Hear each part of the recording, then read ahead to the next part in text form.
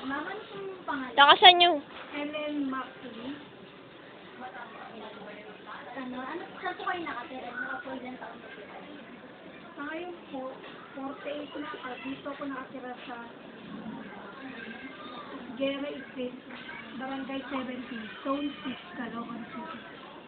Bakit po pagtitinda yung napili yung trabaho?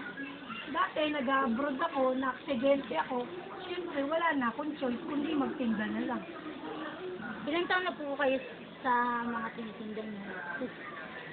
Since binukas ko ng mami ko noong 1975 hanggang year 2009 bukas ko.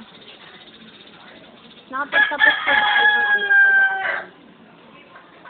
Hindi. Nakapag-aral ako sa FEU, second year high school lang.